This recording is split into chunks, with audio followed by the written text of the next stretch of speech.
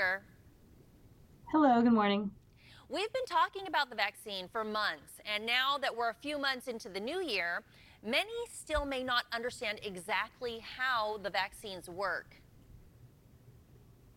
Sure. So, vaccines in general work by providing information for your immune system to react to and respond and be able to, when exposed again, fight against that infection in the future.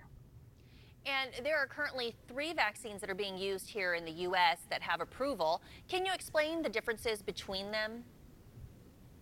Sure. So there's three major vaccines, as you mentioned. There's the Pfizer and Moderna vaccines, and those are both 2 doses, either 3 or 4 weeks apart. And then there's the Johnson and Johnson vaccine, which is actually just 1 dose. Sometimes we call it the one and done vaccine. There's some other differences in the way they're stored. So the Johnson and Johnson is easier to transport, and of course, just the convenience of having 1 dose. But what's really important for everyone to know is that they're all effective and they're safe. And again, we really need all Californians to get vaccinated to really move us beyond this pandemic. And it's great that you mentioned that they are all effective and safe, because sometimes we were getting hung up on like, which vaccine did you get? What's the efficacy? And in normal times, we aren't even really aware of the different brands, outside of COVID for vaccines that we're receiving. So I think that is important that you pointed that out. Now, we know starting today that vaccine eligibility has been relaxed. It's including everyone now ages 50 and older. When will everyone finally be able to get the vaccine?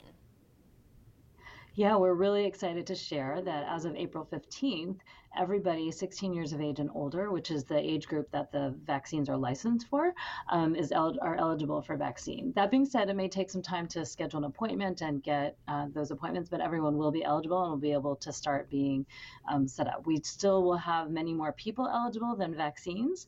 We're getting a little over 2 million a week, and we're still balancing that, but we really want people to know again that it's safe, it's effective, and to definitely sign up when it's your turn.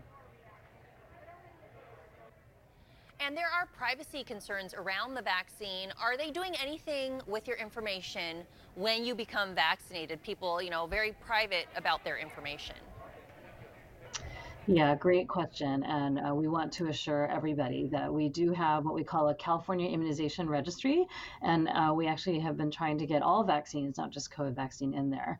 But it follows all the normal security and privacy that any medical records would have. And we are take all of that very seriously as far as making sure all of that data is confidential. It's really only there for other healthcare providers that might need to find out if somebody's been vaccinated, and for us to look at our overall progress as a state on how many people are vaccinated and who's getting vaccinated.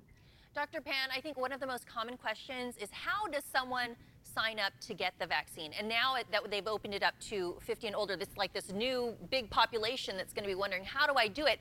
And it does take a little bit of initiative. You have to be a little bit proactive to sign up.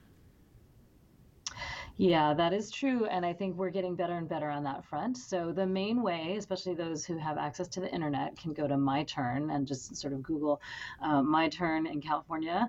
And you can sign up there and put in your name, your age, your zip code, and it'll help you look for places that you can get vaccinated in your area.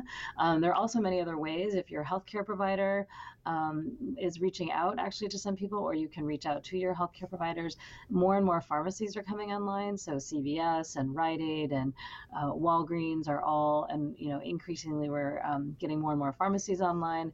There are a lot of community clinics that now have vaccines, so there are a lot of different ways, but the most central way to look is My Turn. And then we're also working really hard, because we know that people don't all have the internet access. There's a phone number you can call to also make an appointment, and there's many different languages that we have providers to help schedule that. And then we're really working in communities and in partnership with local health departments and community-based organizations and community clinics to work with people on the ground that already work in communities to help do outreach and also help people enroll them to get those appointments made. Dr. Pan, can you clarify if there's a right or wrong place to get the vaccine? People may think, oh, I have to go to my healthcare provider, or I can't utilize some of these other options. I mean, what's the truth when it comes to that?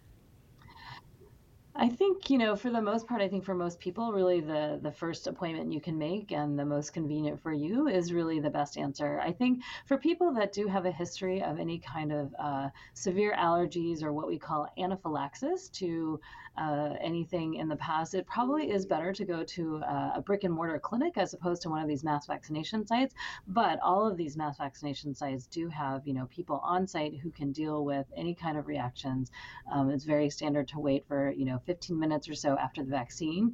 And the really important thing to know about this is there are these rare responses sometimes with an allergic reaction, but all of them have responded well to medication. Sort of, most people have heard about an EpiPen, right? So it's the Hmm. equivalent of that, and all of the people who have had those reactions have actually responded well and are fine. So it's very unfortunate when it does happen, but it's very rare. And certainly the benefits of the vaccine and not getting COVID far, far outweigh any risks of the vaccine. Well, that is really good to know. And finally, doctor, why are you advising people to get vaccinated, especially for those people who may be hesitant, or if they think, I'm already wearing a mask, I'm social distancing, I'm going to be fine? Yeah, it's incredibly important for us to reach what we call community immunity or herd immunity as a state and as a country. And the way we can get there is for as many people as possible to get vaccinated. It's also really important for people to know there's really encouraging data for 12 to 16-year-olds. So we do think that will be available in the near future. But our kids, 0 to 12-year-old, still, we don't have a vaccine quite yet. They're starting to do trials, and we are optimistic that those will be available later in the year or early in 2022. But in the meantime, we all need to actually get vaccinated to help protect our kids who definitely have not had a serious of infection or illness. But we want to get to what we call, again, community immunity to make sure we can move beyond this pandemic. If we all want to get back to our normal, and also just on a very personal level, one of the best experiences I just had was my parents have been vaccinated and they were able to hug my kids again. And, really I've been also talking about this is the pathway to hugs, right? We really want to get back to being able to be social again. So the more people we can vaccinate, the more we can be normal in all settings. Very good, Dr. Pan. It's always good to get the right information out there. And if you want to learn more, you can visit vaccinateall58.com. And I want to thank you for